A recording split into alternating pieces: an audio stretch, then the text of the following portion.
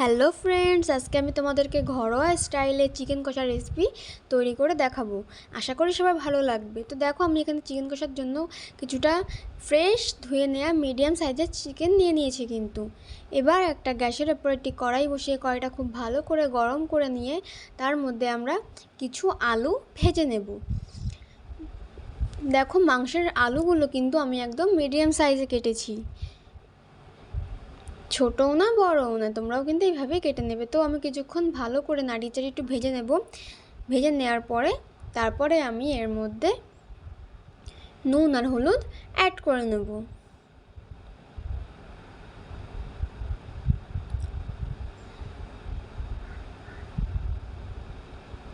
তো দেখো, কিছুক্ষণ কিন্তু আমি ভালো করে ভেজে নিই। এবার নুন আর হলুদটা আমি এর মধ্যে অ্যাড করে নিলাম। নুনটা দিলে কি হবে, আলুটা খুব তাড়াতাড়ি সিদ্ধ হয়ে ভাজা হয়ে আসবে।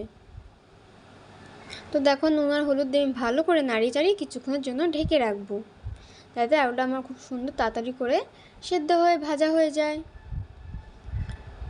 তো দেখো, আমার আলুগুলো কিন্তু মাংসের আলুগুলো কিন্তু একদম ভাজা ভাজা হয়ে গেছে। এবার আমি আলুগুলোকে একটি পাত্রে তুলে নেব।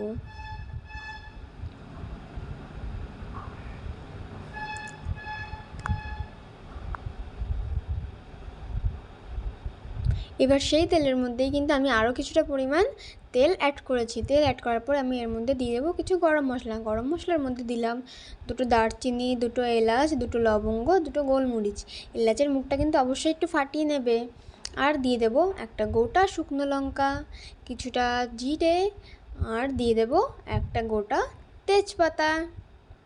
তো সব কিছু আমি ফোড়ন তেলের ওপর দিয়ে ভালো করে একটু নাড়িয়ে চাড়িয়ে নেব।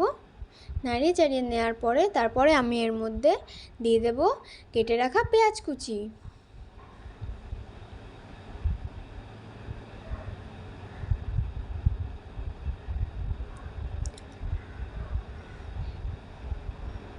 পেঁয়াজ কুচিটা দিয়ে এবার ভালো করে ফোড়নের সাথে নাড়িয়ে নেব।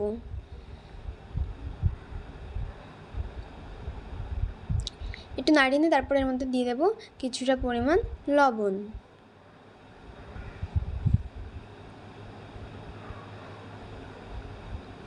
লবণ দিলে কি হবে, পেঁয়াজগুলো খুব সুন্দর তাড়াতাড়ি ভাজা হয়ে যাবে।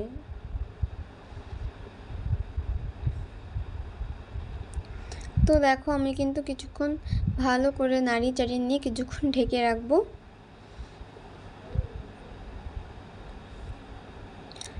তাড়াতাড়ি জিনিসটা হয়ে যায় ভাজা। তো দেখো, আমার পেঁয়াজগুলো কিন্তু ভাজা হয়ে গেছে। এর থেকে আর বেশি ভাজবো না। এর থেকে বেশি ভাজলে কি হবে, পেঁয়াজটা পুড়ে যেতে পারে, আর তিতো তিতো লাগবে পুড়ে গেলে, তখন কিন্তু খেতে ভালো লাগবে না। তো এর মধ্যেই আমি অ্যাড করে নেব 2 টেবিল চামচ আদা আর রসুন বাটা। আদা আর রসুন বাটাটা আমি কিন্তু পেঁয়াজ আর ফোড়নের সাথে সুন্দর করে ভালো করে নাড়িয়ে চাড়িয়ে ভেজে নেব, যাতে আদা রসুনের কাঁচা গন্ধটা যেন না থাকে।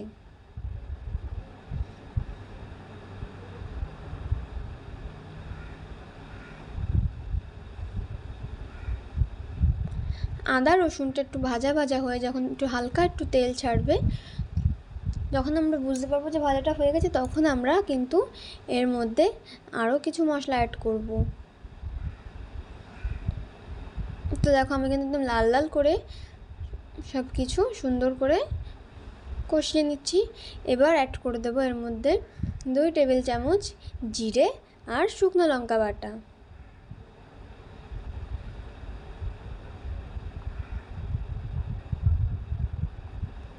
ঝালটা কিন্তু তোমরা তোমাদের পরিমাণ মতনই দেবে। আমি আমার পরিমাণ মতন দিয়েছি, যেহেতু আমাদের বাড়িতে একটু ঝালটা বেশি ব্যবহার করা হয় খেতে।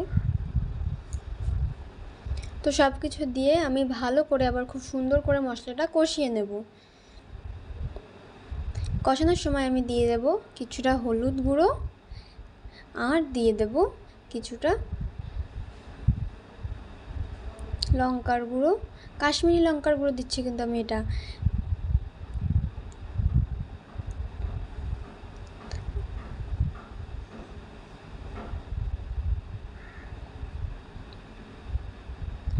যেহেতু আমি জিরের সঙ্গে লঙ্কা বেটে দিয়েছিলাম, তাই আমি এখানে 2 টেবিল পরিমাণে ব্যবহার করলাম। এবার দিয়ে দেব কিছুটা পরিমাণ ধনে গুঁড়ো। সব কিছু দিয়ে আমি মশলাটা আবার খুব সুন্দর করে একটু নাড়িয়ে কষিয়ে নেব। এই মশলা কষানোর সময় কিন্তু তোমরা 2-1 ফোঁটা চিনি দিয়ে দেবে, তাহলে কি হবে, মশলার টেস্টটা আরও খুব সুন্দর আসবে। তো দেখো কিন্তু খুব ভালো করে মশলাটা কষিয়ে নিয়েছি। তোমরাও এরকম ভালো করে মশলাটা কষিয়ে নিয়ে যাতে কোনো কাঁচা গন্ধ না বেরোয়। মশলাটা দিয়ে যখন তেল ছাড়তে শুরু করবে তখন কি করবে, এর মধ্যে দিয়ে দেবে কেটে রাখা কিছুটা পরিমাণ টমেটো। আমি কিন্তু এখানে একটা বড় টমেটো অ্যাড করেছি। টমেটো দিয়ে আরও খুব সুন্দর করে মশলাটা কষিয়ে নেব।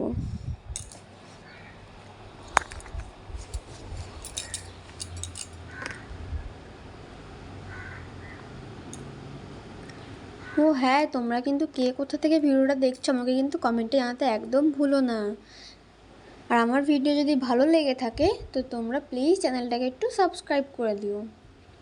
তো দেখো আমি কিন্তু মশলাটা তোমাদের সঙ্গে কথা বলতে বলতে ভালো করে কিন্তু কষিয়ে নিচ্ছি। মশলাটা দিয়ে কিন্তু আমার তেল ছাড়তেও শুরু করে দিয়েছে।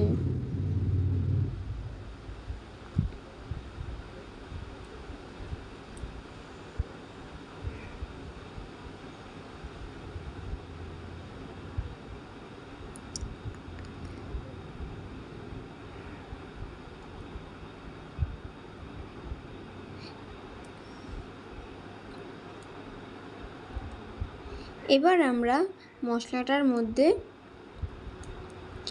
ভালো করে একটু নাড়িয়ে চাড়িয়ে যে চিকেনগুলো আমি ধুয়ে ফ্রেশ করে রেখেছিলাম সেই ধুয়ে রাখা চিকেনগুলো আমি দিয়ে দেব।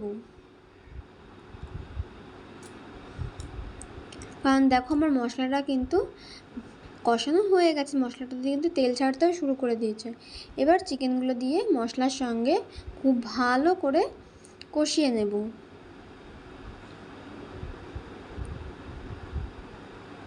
আর আমরা তো সবাই জানি মশলা যত কষাবো, মাংসটা যত কষাবো মশলার সাথে ততই কিন্তু খেতে টেস্ট আসবে।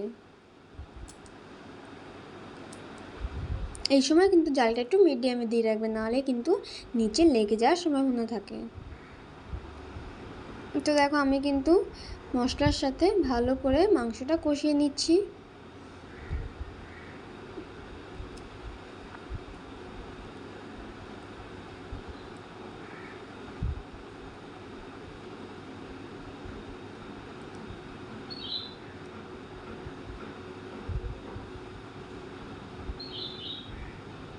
এবার দিয়ে দেবো কিছুটা পরিমাণ চেরা কাঁচা লঙ্কা। কাঁচা লঙ্কাটা দিয়ে কিছুক্ষণ ঢেকে রেখে দেব। তারপর ঢাকনাটা তুলে তোমরা দেখবে সবাই মাংসটা দিয়ে কিন্তু অলরেডি জল ছেড়ে দিয়েছে, তোমরা দেখেই বুঝতে পারছো।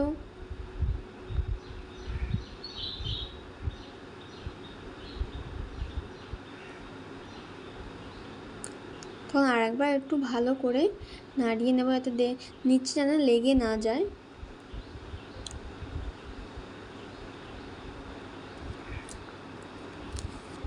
মশলার এই জলটা যখন শুকিয়ে আসবে আমরা কিন্তু তখনই এর মধ্যে জলটা অ্যাড করব, তার আগে কিন্তু করব না। কারণ মশলাটা কিন্তু আমাদের ভালো করে মাংসের সাথে কষাতে হবে, তাহলেই কিন্তু খেতে টেস্ট আসবে। এবার আমরা এর মধ্যে যে ভেজে রাখা আলুগুলো ছিল সেগুলো আমরা দিয়ে দেব। তো আলুগুলো দিয়ে মাংসের সাথে ভালো করে আবার কষিয়ে নাড়িয়ে চাড়িয়ে নেব।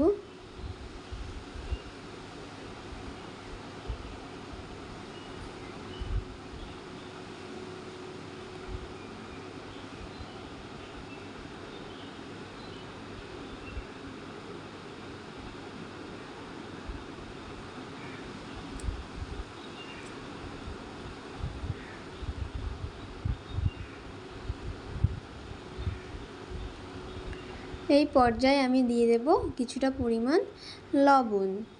লবণটা কিন্তু তোমরা তোমাদের মতনই দেবে, যেহেতু আমরা কষানোর সময় কিন্তু প্রথমে একদম যখন পেঁয়াজটা ভাজা হতে দিয়েছিলাম তখন কিন্তু আমরা কিছুটা লবণ এখানে মশলার মধ্যে কিন্তু আমরা অ্যাড করেছিলাম, তাই এখানে কিন্তু বেশি লবণ অ্যাড করবে না, তাহলে কিন্তু খেতে ভালো লাগবে না, নুনে পোড়া লাগবে। লবণটা দিয়ে কিন্তু আমরা আবার সব কিছু ভালোভাবে নাড়িয়ে চাড়িয়ে নেব।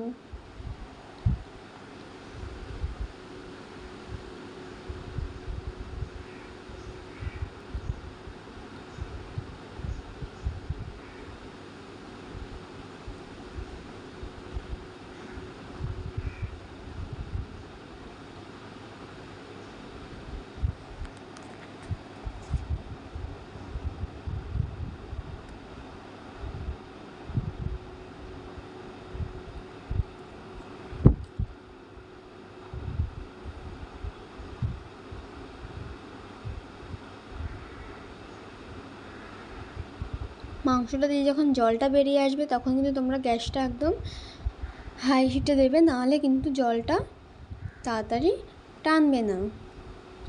আর বারবার কিন্তু একটু নাড়াবে, নাহলে কিন্তু নিচে লেগে যাওয়ার সম্ভাবনা থাকে।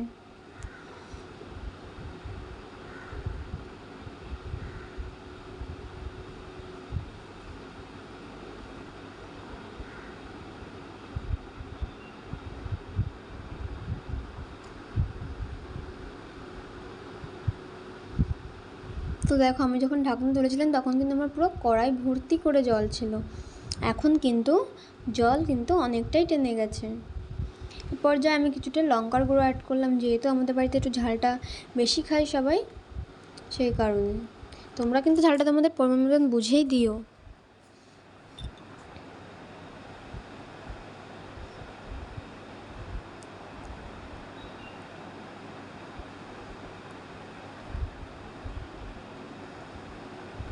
এবার আমি মশলার যে জলটা ছিল সেই জলটাই প্রথমে দিয়ে দিলাম,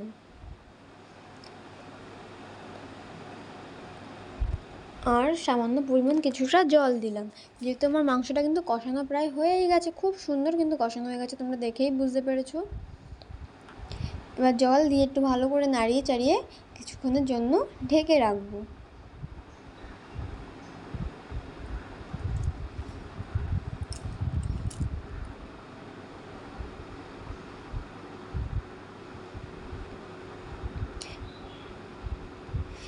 ঢেকে রাখার পরে কিছুক্ষণের পর তুলে জলটা তোমাদের পরিমাণ মতো তোমরা রাখবে, রেখে এর পরে কিছুটা গরম মশলা ছড়িয়ে দেবে। দেওয়ার পরেই হয়ে গেল চিকেন রেডি। তোমরা চিকেনটা দেখেই কিন্তু বুঝতে পারছো একদম ঝাল ঝাল কষা কষা রান্না হয়েছে। আর এর মধ্যে যদি কেউ তোমরা ধনে পাতার ফ্লেভারটা পছন্দ করো তাহলে দিও, নাহলে কিন্তু দিও না। এবার একটু নাড়িয়ে চাড়িয়ে তোমরা একটা প্লেটে সার্ভ করে দেবে, তাহলেই হয়ে গেল আজকের চিকেন কষার রেসিপি। তো আজকের ভিডিওটা এই পর্যন্তই, দেখা হচ্ছে নেক্সট ভিডিওতে। তখন সবাই ভালো থেকে সুস্থ